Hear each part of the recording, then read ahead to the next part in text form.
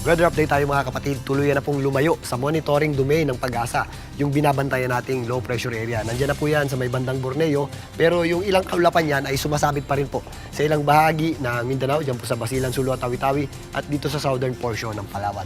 Samantalang itong easterlies ay nakaka-apekto sa Visayas at Mindanao, ang shear line naman ay nakaka-apekto dito po sa southern portion ng Luzon, at itong ating amihan at northeast monsoon ay nagdadala ng patuloy na malamig na panahon sa malaking bahagi na po yan ng Luzon, kasama na po dyan ang Metro Manila. Ang malaking bahagi po ng Mindanao at Visayas, nagpapakita naman po yung ating araw, pero possible po yung ating mga thunderstorms tuwing hapon at gabi. Pero mas mataas po ang tsansa na ating pagulan dito sa ilang bahagi ng Northern Samar dahil sa epekto ng shear line. Nag-extend din yung epekto ng ating shear line dito po sa areas ng Mindoro, Romblon, Marinduque, kasama na po dyan ang areas ng Laguna, kasama na rin po dyan ang area ng Quezon at lalong-lalo na po dito sa Bicol region. Sa katunayan, meron pa rin po tayong rainfall advisory na nagmula sa Pag-asa na possible pa rin po yung ating mga 50 hanggang 100 millimeters na pangulan o yung ating moderate to heavy rains sa mga areas ng Camarines Sur, Catanduanes, kasama na po dyan ang Albay. Ang area po ng Albay, nandyan po yung ating Mayon volcano na kung saan nakataas po ang alert level 3 ng PHIVOLCS dyan. So, possible po yung ating mga mudslides dyan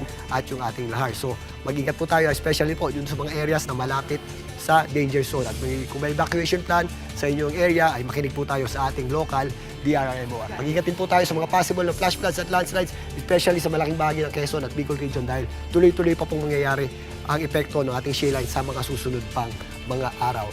Maliban po dyan, asahan pa rin po natin ang malamig na panahon sa malaking bahagi po ng Luzon dahil sa epekto ng ating amihan o northeast monsoon. Ating pinakamababang temperaturang naitala kaninang umaga ay umabot sa hanggang 15.4 degrees Celsius diyan po sa area ng Baguio City, 19.5 naman diyan sa mga area ng Cagayan, 18.7 naman, bumagsak po yan ng 18.7 degrees Celsius diyan po sa area ng Tanay. Sa Metro Manila, naglaro sa 22 hanggang 23 degrees Celsius yung ating pinakamababang temperatura. So mas bababa pa po yan sa mga susunod na linggo, kaya ugaliin po natin ang mag-ready ng ating mga kumot or mga pananggalang sa lamig, lalong-lalo na sa gabi at madaling araw. At sa mga lalabas ng mas maaga, huwag pa rin po natin kalimutan magdala ng jacket at yung ating mga pananggalang sa mga possible light rains tuwing hapon at gabi.